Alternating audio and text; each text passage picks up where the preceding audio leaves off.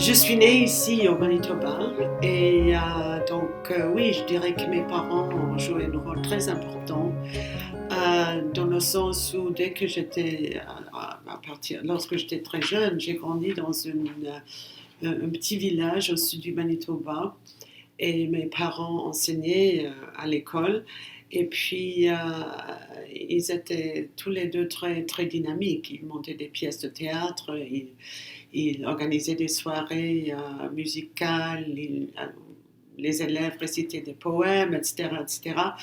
Et ils étaient eux-mêmes, ils écrivaient eux-mêmes. Ma mère écrivait des pièces de théâtre elle-même pour les élèves, évidemment, mais il y en avait d'autres qui étaient montées parmi des troupes d'adultes aussi. Et mon père aussi écrivait des nouvelles, des petits récits, etc. Il était excellent conteur, donc c'était une foyer très, très intéressant de ce point de vue-là. Et très culturel, finalement. Oui, oui, tout à fait. Il y avait des écrivains, toutes sortes de gens, des, des collègues aussi, des sociologues, des historiens qui venaient nous rendre visite d'Europe surtout. Donc, dans les années 50, c'était pas évident au Manitoba, au Canada peut-être en général, d'avoir ce genre de contact. Oui, internationaux, oui. Oui, c'était relativement rare. Oui. Voilà, c'était pas très. En tout cas, c'était très. Ils avaient beaucoup d'énergie, mes parents, et donc ça s'est manifesté dans la vie de famille aussi. C'était quoi le nom du village? Horndean. Ah oui. C'était un tout petit village enfin ménonite, Oui. mais il n'y avait pas d'église. Et ma mère disait que c'était pour ça que c'était tellement agréable de vivre à Horndean, parce que les gens ne se disputaient pas pour des choses religieuses. Par contre, il n'y avait pas de beer parlor non plus, donc il fallait aller soit il y avait des petits villages à 4-5 km, 1000 à l'époque je crois, donc c'est là où il fallait aller, les gens qui tenaient vraiment à prendre un verre. Oui.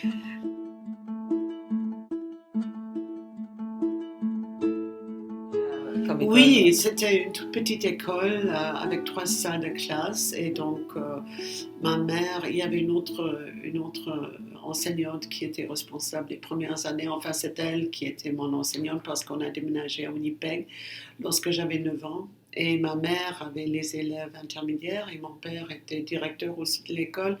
Il avait les classes au niveau secondaire. Mm-hmm. Et après que vous aviez déménagé à Winnipeg, vous avez étudié où? Études universitaires? Oui. Secondaire? Secondaire ici à Winnipeg avec... pendant 1 an et demi, presque 2 ans, j'étais dans un lycée allemand parce que mon père est allé en Allemagne faire son doctorat là-bas à l'université de Göttingen. Donc et je parlais l'allemand, donc ça ne posait pas de problème. Donc j'étais dans un lycée pour jeunes filles bien élevées, donc Gymnasium für höhere Töchter pour les filles de la haute bourgeoisie. Oui, quoi. Oui. Donc, c'était très intéressant, d'abord parce qu'il n'y avait pas de garçons. Donc, c'était une expérience très, très nouvelle pour moi. Et évidemment, du point de vue culturel, c'était très intéressant.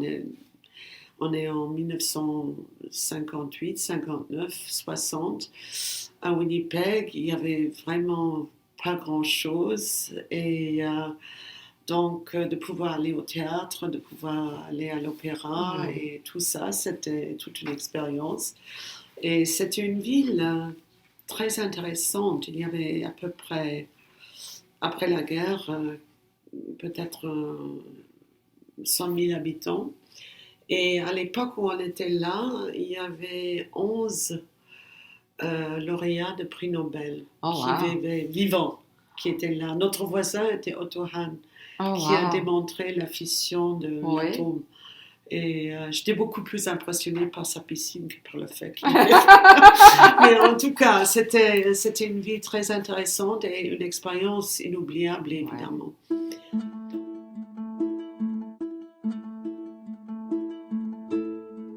C'est plutôt, pour le français, on avait des cours de français dans les écoles ici, mais c'était pas terrible, hein, comme vous le savez, ça n'a pas changé. Mais les enfants aussi ont suivi des cours de français à l'école, mais c'était pas. C'est en Allemagne, évidemment, où c'était beaucoup plus exigeant. Et donc, c'est là où j'ai commencé à tout de même apprendre. Mais j'ai jamais vraiment fait des études. J'ai peut-être suivi quelques cours à l'université, mais pas. C'est au niveau du doctorat plutôt. J'ai suivi des cours en français. Et le doctorat, vous l'avez fait à l'université de Toronto, en littérature comparée. Canadienne-anglaise, canadienne-française? Non, en fait, en littérature comparée, on est obligé d'avoir 4 langues. Oh, wow. Donc, 3 langues active, maîtrise active et une langue passive. Donc pour moi, c'était le russe. La 4e langue. L'allemand, le français, l'anglais et le russe. Oui, voilà. C'est fascinant.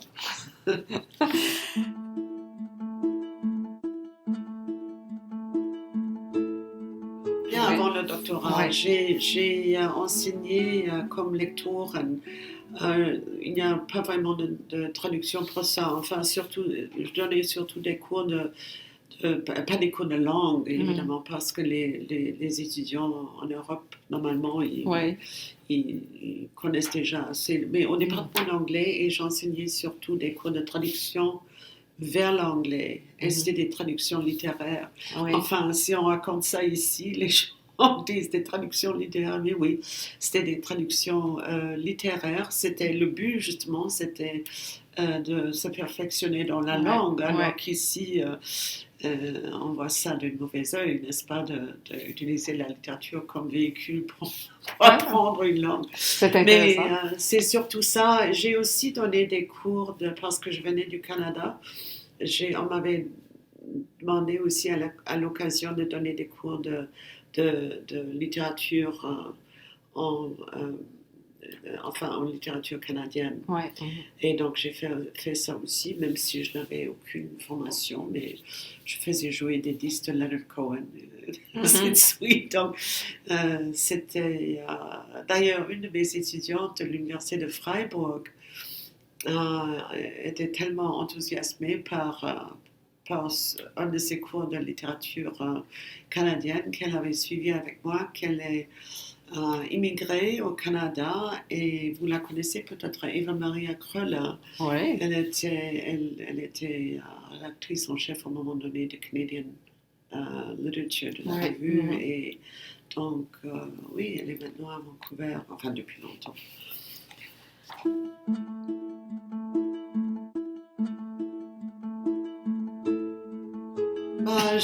J'aurais eu du mal enfin, j'aurais peut-être pas répondu à la question si je n'avais pas réfléchi sur ce que Roger Léveillé a dit au sujet des éditions du Blé, la fondation des éditions du Blé. Et je crois qu'il a tout à fait raison en disant que c'est vraiment... Si on n'avait pas fondé cette maison, je crois que c'était en 1974, c'était vraiment le début de la littérature franco-manitobaine, et je suis d'accord avec lui. Et je crois que le deuxième événement très important, et je crois qu'il est peut-être trop modeste pour le dire, c'est vraiment la parution de son anthologie de poésie franco-manitobaine, parce que c'est loin d'être une simple anthologie. Il a vraiment travaillé pendant des années là-dessus, c'est très soigneusement recherché et compilé, et donc ça ne traite pas seulement sur la poésie, hein. Ça traite vraiment dans son introduction de 100 pages. Il fait vraiment le tour de l'évolution de l'écriture au Manitoba depuis les débuts, dans tous les genres. Donc je crois que c'est peut-être le livre c'était publié en 1989 peut-être. Je me trompe peut-être, mais en tout cas, J'oublie à la mon date avis, aussi. c'est jusqu'à ce jour, si on veut vraiment se faire une idée de ce qui se passe ici, ce qui s'est passé ici, il faut vraiment partir de ce livre-là, à mon avis, ces deux parutions-là. Il y a une autre maison d'édition, les éditions des Plaines, qui a été fondée 5 ans après, je crois, les éditions du Blé. Et c'est très bien aussi parce que ce qu'ils font, ces deux maisons, c'est très différent. Et donc, je crois qu'il y a la place pour les deux. J'aime bien qu'il y aurait les deux.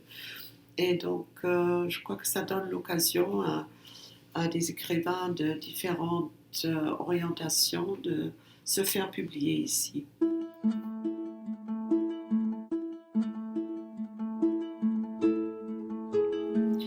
Oui, absolument. Et je crois que d'ailleurs, c'est pas récent. Selon, enfin, c'était avant mon temps, mais selon des écrivains comme Léveillé, comme Savoie, comme Guy Gauthier, par exemple, Mhm. l'ancien collège Saint-Boniface était très, très important. Enfin, c'était très dynamique. Pas uniquement en littérature, mais dans d'autres aspects culturels aussi. Donc, selon eux, ça a toujours joué un rôle vraiment très important. Depuis que je suis arrivée ici, à mon avis, c'est surtout enfin, le fait que c'était possible de suivre des cours sur la Ouais. littérature franco-manitobaine et aussi ben, la présence des organismes comme le CEFCO, par exemple, Ouais. et Mhm. maintenant, plus récemment, les presses universitaires de Saint-Boniface, à mon Ouais. avis, ça joue un rôle. Il y a également des cours de création littéraire au département de français. Donc, tout ça, à mon avis, c'est très important.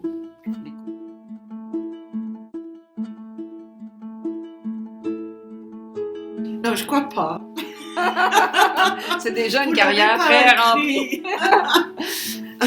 Mais Non, merci. peut-être juste sur une note personnelle. Là, je crois que c'était vraiment, dans un sens, oui, c'était des avantages sûrement pour ma carrière d'enseigner dans une petite université, mais de notre point de vue à Winnipeg, c'est sûr que j'avais vécu pendant 20 ans, 25 ans en Europe en tout.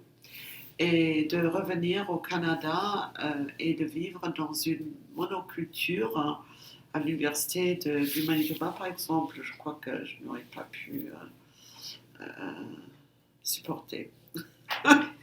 Mais merci beaucoup, Osmarina Heidenreich. C'était un plaisir de vous rencontrer.